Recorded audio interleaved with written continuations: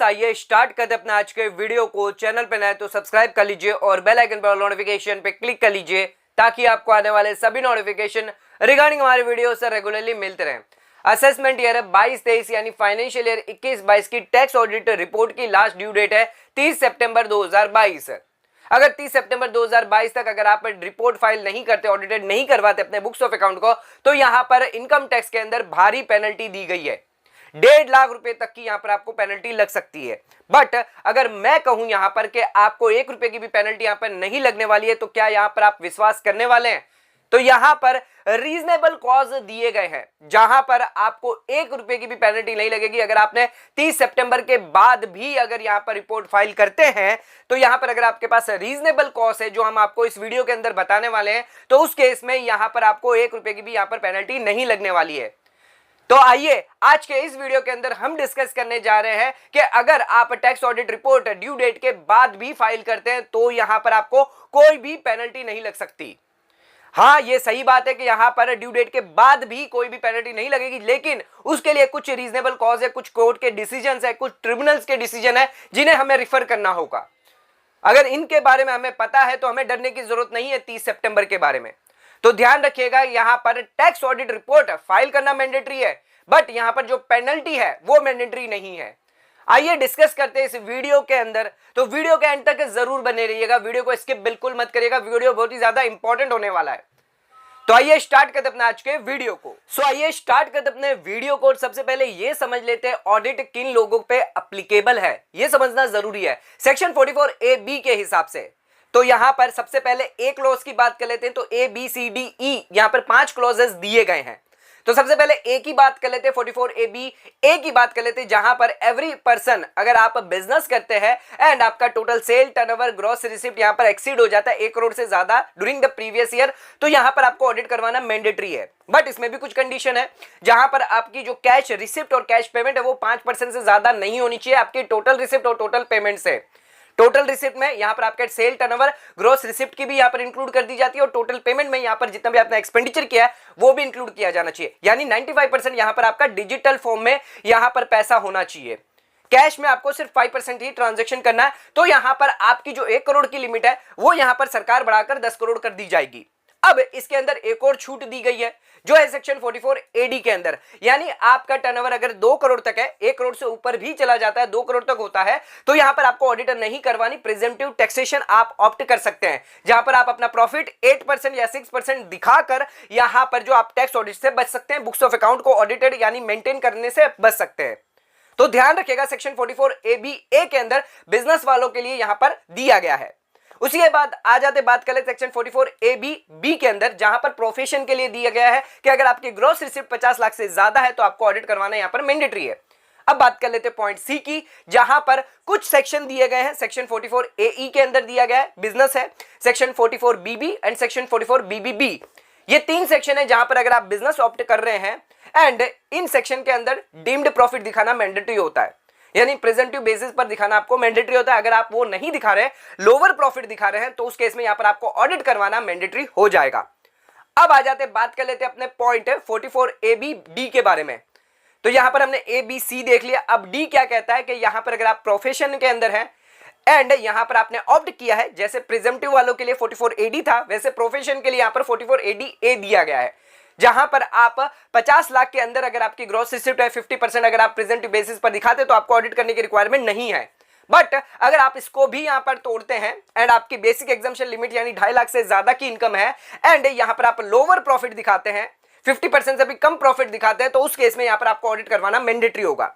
अब आ जाते बात कर लेते पॉइंट ई की, जो बिजनेस वालों के लिए दिया गया है, जहां पर अगर आप कंप्लाई नहीं करते हैं सेक्शन 44AD का, यानी अगर आपने किसी साल यहां पर जो ऑप्ट कर दिया प्रेजेंटिव बेसिस पर 44AD यानी 2 करोड़ की लिमिट ऑप्ट कर दी, आपने बुक्स ऑफ अकाउंट मेंटेन नहीं किया, ना ही आपको ऑडिट करवाने की जरूरत होगी। बट आपने उसके अगले साल यहां पर 8% 6% डीन प्रॉफिट नहीं दिखाया है, तो यहां पर आपको दिक्कत हो जाएगी। आप उस साल और उसके अगले 5 साल तक 44AD यानी प्रेजेंटिव बेसिस पर यहां पर ऑप्ट नहीं कर पाएंगे, आपको मैंडेटरी यहां पर ऑडिट करवानी होगी। ये 5 सेक्शन यहां पर दिए गए हैं जहां पर आपको मैंडेटरी ऑडिट करवानी है बुक्स ऑफ अकाउंट की एंड रिपोर्ट आपको फर्निश करनी है within the specified date.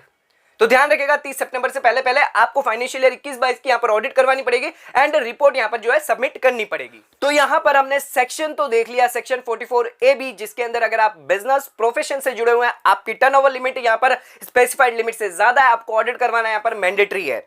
लेकिन अगर यहां पर आप ऑडिट नहीं करवाते हैं एंड यहां पर आप बुक्स ऑफ अकाउंट मेंटेन नहीं करवाते या फिर आपकी रिपोर्ट जो है सबमिट नहीं करवाते, तो उस केस में यहां पर आपको पेनल्टी लगने वाली है सेक्शन 271B के अंदर। सेक्शन 271B कहता है अगर आप फेल्ड हो जाते हैं बुक्स ऑफ अकाउंट ऑडिटेड करवाने के लिए एंड रिपोर्ट सबमिट करने के लिए within the specified date, तो यहां पर असेसिंग ऑफिसर डायरेक्ट कर सकता है, यानी मैं यहां पर डायरेक्ट कर सकता है किसको, यहां पर पर्सन को जो यहां पर ऑडिटेड नहीं करवाए उसे पे करने के लिए कि यहां पर आपको पेनल्टी देनी पड़ेगी 0.5% of total sale, turnover, gross receipt अगर आपका बिजनेस है तो, एंड अगर आपका प्रोफेशन है तो यहां पर आपका ग्रॉस रिसिप्ट देखी जाएगी, या फिर यहां पर 1.5 लाख रुपए तक आपको पेनल्टी लगा सकता है। तो मैक्सिमम यहां पर आपको 1.5 लाख तक की पेनल्टी लग सकती है।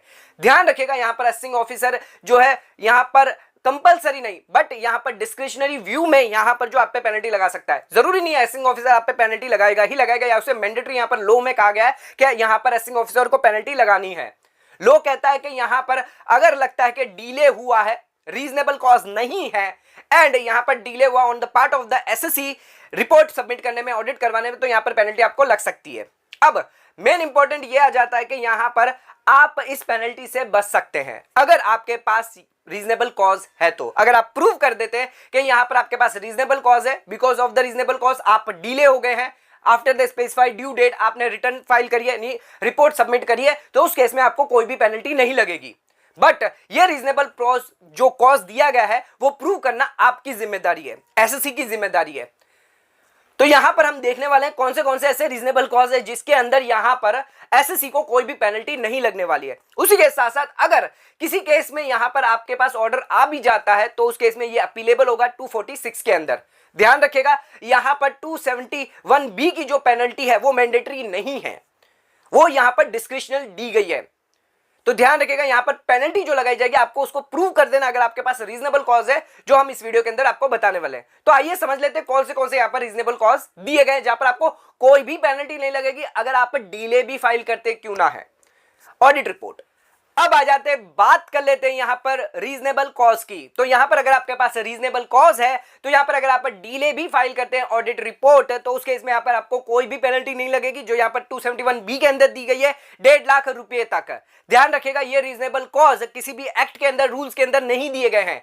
यहां पर आईसीआई के गाइडेंस नोट या कुछ ट्रिब्यूनल्स के केसेस और कोर्ट्स के केसेस है जहां पर रीजनेबल कॉज को अलाउड किया गया है एंड यहां पर डिले फाइलिंग पे कोई भी पेनल्टी नहीं लगाई गई है।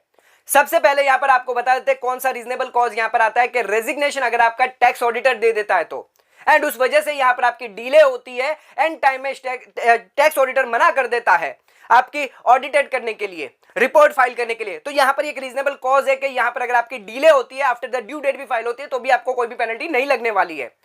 नेक्स्ट आ जाते हैं, बात कर लेते हैं बोनाफाइड इंटरप्रिटेशन ऑफ टर्नओवर। यहां पर अगर आपके 3 से 4 बिजनेस है बट यहां पर आपके हिसाब से जो टर्नओवर की भाषा है आपने जो समझी है वो यहां पर समझ लिया कि अलग अलग बिजनेस के हिसाब से 1-1 करोड़ है, एंड उस केस में यहां पर आप ऑडिट रिपोर्ट या ऑडिटर नहीं करवाते तो वो भी एक रीजन होता है कि यहां पर आपको रीजनेबल कॉज दिया जाएगा because of miss interpretation of turnover. Next यहां पर बात कर लेते हैं, यहां पर डेथ हो जाती है, इनएबिलिटी ऑफ पर्सन, यहां पर पार्टनर की जो इनएबिलिटी हो जाती है, तो उस केस में भी ये आपके अकाउंट जो है वो डिले होते हैं ऑडिट के लिए, तो वो भी यहां पर एक रीजनेबल कॉज माना गया है। या फिर यहां पर लेबर प्रॉब्लम हो जाती है, स्ट्राइक हो जाती है, लॉकआउट हो जाता है, आपके अकाउंट लॉस हो जाते हैं ड्यू टू फायर, थेफ्ट की वजह से, एंड उसी के साथ साथ यहां पर जो आपने रेजिग्नेशन हो जाता है आपके अकाउंटेंट का, नेचुरल यहां पर कैलेमिटीज आ जाती है, अर्थक्वेक आ जाता है, वोल्केनो आ जाता है, तो उस केस को भी यहां पर जो है रीजनेबल कॉज माना गया है। उसी के साथ साथ यहां पर अगर ई फाइलिंग पोर्टल जो इनकम टैक्स पोर्टल है वो सही से नहीं चल रहा, सिर्फ आपका ही नहीं ऑल ओवर इंडिया का या आपके एरिया का अगर नहीं चल रहा है, तो उस केस में भी यहां पर रीजनेबल कॉज जो है माना गया है। इन इस केस में भी यहां पर आपको कोई भी पेनल्टी नहीं लगाई जाएगी। उसके साथ साथ अगर आपके अकाउंट जो वो सीज हो जाते हैं, ऑफिसर्स यहां पर आपके अकाउंट को सीज हो जाता है, आपके पास अकाउंट ही अवेलेबल नहीं है, non availability of account due to account आपके सीज हो चुके हैं, तो भी ये एक रीजनेबल कॉज में आता है। तो ये सभी रीजनेबल कॉज अगर यहां पर इसमें से किसी में भी यहां पर आपका आता है, आपका जो कंप्यूटर डाटा है वो उड़ जाता है, तो ये सभी रीजनेबल कॉज आता है, बट उसके लिए आपको प्रूव करना पड़ेगा। ध्यान रखिएगा, ये जो प्रूव वर्ड है वो एसएससी पे डिपेंड करता है कि एसएससी उसको प्रूव कर पाता है या नहीं कर पाता है। अगर यहां पर आपके पेनल्टी लगा दी जाती है ऑफिसर की तरफ से, तो यहां पर आपको प्रूव करना पड़ेगा कि यहां पर आपके पास रीजनेबल कॉज है। अगर आपके पास रीजनेबल कॉज है तो कोई भी पेनल्टी आपको नहीं लगने वाली, अगर आप डीले रिपोर्ट भी फाइल क्यों ना करते हैं। अगर यहां पर आप 30 तारीख के 12 बजे के बाद भी अगर फाइल क्यों ना करते हैं, 4 से 5 बजे अगर फाइल क्यों ना करते सुबह के, तो वो भी एक रीजनेबल कॉज माना जाएगा, कोई भी पेनल्टी यहां पर नहीं लगाई जाएगी। तो यहां पर जल्दबाजी मत करिए। 30 सितंबर से यहां पर जो है ड्यू डेट जो दी गई है, उसके बाद भी अगर ऑडिट रिपोर्ट अगर आप फाइल करते हैं तो कोई भी पेनल्टी नहीं लगेगी, रीजनेबल कॉस्ट दिए गए हैं। आइए कुछ केसेस देख लेते हैं जहां पर यहां पर जजमेंट दिए गए हैं, जहां पर रीजनेबल कॉज माना गया और कोई भी पेनल्टी यहां पर नहीं लगाई गई है। तो आ जाते हैं, बात कर लेते हैं केस लो की। तो कौन से केस लो है जहां पर यहां पर रीजनेबल कॉज माना गया है, यानी आपको कोई भी पेनल्टी नहीं लगाई गई है। 1.5 लाख की जो पेनल्टी है यहां पर audited of books of account ना मेंटेन करने के लिए और यहां पर रिपोर्ट फाइल करने के लिए। तो यहां पर क्या पेनल्टी थी? 1.5 लाख रुपए तक की पेनल्टी थी। तो आइए समझते हैं कौन से केसेस लो है जहां पर आपकी पेनल्टी यहां पर जो है रद्द कर दी गई है। तो सबसे पहला केस लो है, यहां पर एसएससी ने तो अपने बुक्स ऑफ अकाउंट यहां पर प्रोवाइड कर दिया ऑडिटर को, पर ऑडिटर ने यहां पर रिपोर्ट फाइल करने में डिले किया है। तो ये एक रीजनेबल कॉज हो सकता है जहां पर आपको कोई भी पेनल्टी नहीं लगने वाली है। नेक्स्ट बात कर लेते हैं, यहां पर रिटर्न बिलेटेड फाइल हुआ है एंड यहां पर जो ऑडिटेड है वो तो हुई थी और रिपोर्ट भी यहां पर फाइल हुई थी, बट रिटर्न फाइल बिलेटेड हुआ, तो यहां पर आपको कोई भी पेनल्टी नहीं लगाई जाएगी। ये भी एक केस लो यहां पर दिया गया है। उसी के साथ साथ यहां पर अगर आपको नोटिस आती है, ऑर्डर आता है 271B का पेनल्टी ऑर्डर आता है, लेकिन यहां पर अगर पेनल्टी 10,000 से ज्यादा है तो यहां पर मैंडेटरली अप्रूवल होना चाहिए ज्वाइंट कमिश्नर का, और अगर ऐसा यहां पर नहीं होता तो ये भी आपको चेक करना रहेगा, तो वो नोटिस इनवैलिड या ऑर्डर जो है वो इनवैलिड माना जाएगा। अब आ जाते हैं अपने अगले केस लो पे, जो यहां पर दिया गया है कि यहां पर जो टैक्स ऑडिटर है जिसने ऑडिट रिपोर्ट साइन नहीं करी है एंड यहां पर इनवैलिड हो गई है, तो उसे यहां पर जो है पेनल्टी नहीं लगाई जा सकती सिर्फ सिग्नेचर के वजह से, बिकॉज ये इरेगुलरिटीज है टैक्स ऑडिटर की तरफ से, यहां पर लापरवाही हुई है। तो यहां पर एसएससी पर कोई भी जो है यहां पर पेनल्टी नहीं लगाई जाएगी। नेक्स्ट आ जाते हैं, बात कर लेते हैं यहां पर ऑडिटर जिसको यहां पर बुक्स प्रोवाइड करी थी ऑडिट करने के लिए, वो ही यहां पर उसकी जो है बीमार हो जाता है या उसकी तबियत खराब हो जाती है, इलनेस आ जाती है उसे, तो उस केस में यहां पर अगर डिले होता है तो कोई भी यहां पर पेनल्टी नहीं लगाई जाएगी। एक और केस लो देख लेते हैं जहां पर एसएससी ये प्रिज्यूम्ड कर लेता है कि यहां पर जो उसके बिजनेस है, उसके 2 से 3 से ज्यादा बिजनेस है एंड उन सबके यहां पर अलग अलग टर्नओवर के हिसाब से उनको ऑडिट एप्लीकेबल होगी। यानी यहां पर उनकी सेल है, जो गुड्स के जो सेल करते हैं वहां पर 1 करोड़ के और ऊपर की लिमिट होगी, 1 करोड़ के अंदर लिमिट है। उसके अलावा वो जॉब वर्क करते हैं, उसके अंदर भी 1 करोड़ की लिमिट है। तो ये समझ रहे हैं कि दोनों के अंदर 1-1 करोड़ की लिमिट है, तो उन्हें ऑडिट एप्लीकेबल नहीं है, बल्कि जबकि यहां पर टर्नओवर लिमिट है सभी को मिलाकर देखी जाती है।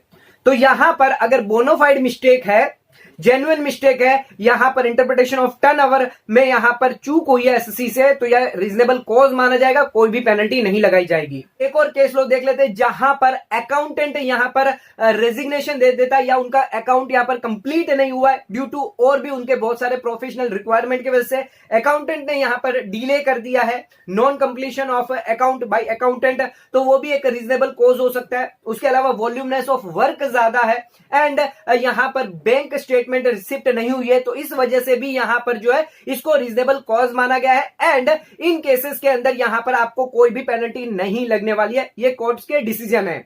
अब देख लेते हैं एक और केस लो जहां पर कंपनी ऑडिट के अंदर यहां पर ऑडिट करवाना मैंडेटरी है, यानी अदर लॉ में मैंडेटरी है एंड स्टेटरी ऑडिटर की पार्ट के तरफ से यहां पर डिले हो रहा है, तो यहां पर टैक्स ऑडिटर रिपोर्ट भी फाइल नहीं हो सकती, उसके वजह वो भी डिले हो रही है। तो यहां पर देखा गया कि अगर स्टेटरी ऑडिटर डिले हो रही है, उनके पार्ट की तरफ से अगर डिले हो रहा है, तो यहां पर इसको भी रीजनेबल कॉज माना गया है। नेक्स्ट एक और केस दिखा देते हैं जहां पर बिजनेस के अंदर अगर आपके डाइवर्सिफाइड बिजनेस है, तो यहां पर जिस बिजनेस का ऑडिटेड नहीं हुआ है उसी पे 271B की पेनल्टी आनी चाहिए, यानी 0.5% उसी पे टर्नओवर पे होना चाहिए, ना कि सभी बिजनेस पे जिन पे ऑलरेडी ऑडिटेड हो चुके हैं। जो बिजनेस ऑडिटेड हो चुके हैं उन पे यहां पर जो है यहां पर पेनल्टी नहीं लगनी चाहिए। तो ये भी केस लो यहां पर दिया गया है। एक और केस लो आ जाते जहां पर 44AA के अंदर books of account he maintain नहीं किए, तो वहां पर 271B की पेनल्टी आती ही नहीं है। जब यहां पर बुक्स ऑफ अकाउंट मेंटेन ना करने की यहां पर अगर पेनल्टी अगर आपने दे दी है 25,000 रुपए, तो यहां पर 1.5 लाख की पेनल्टी यहां पर नहीं आएगी। तो ये भी यहां पर एक केस लो है जहां पर आप पेनल्टी से बच सकते हैं। तो आज के इस वीडियो के अंदर हमने देखा कि कैसे यहां पर अगर आप टैक्स ऑडिट रिपोर्ट डिले भी फाइल क्यों ना करते हैं, यहां पर आपको कोई भी डरने की जरूरत नहीं है, कोई भी पेनल्टी यहां पर नहीं लगने वाली है। बिकॉज अगर यहां पर असेसिंग ऑफिसर आपको नोटिस भेजता भी है 271B की यहां पर पेनल्टी की, तो यहां पर उसको आप अपीलेबल भी कर सकते हैं। रीजनेबल कॉज बहुत सारे दिए गए, अगर आपकी तरफ से भी अगर कोई रीजनेबल कॉज है due to the part of the delay वजह से आपको प्रूव करना होगा। अगर आप ये प्रूव कर देते जो हमने आपको रीजनेबल कॉज बताया, जो केसेस हमने आपको यहां पर बताए इस वीडियो के अंदर, उनमें से आपके पास कोई रीजनेबल कॉज है या उसके अलावा आपका जेन्युइन कोई रीजनेबल कॉज है, तो यहां पर आप जो अपील कर सकते हैं एंड 1.5 लाख की पेनल्टी तक यहां पर बच सकते हैं। तो ध्यान रखिएगा, ये रीजनेबल कॉज के बारे में जानना आपके लिए बहुत ज्यादा इंपॉर्टेंट है। तो आज की वीडियो को यहीं खत्म करते हैं। वीडियो पसंद आए चैनल को लाइक और सब्सक्राइब जरूर करिएगा, ज्यादा शेयर जरूर करिएगा। धन्यवाद।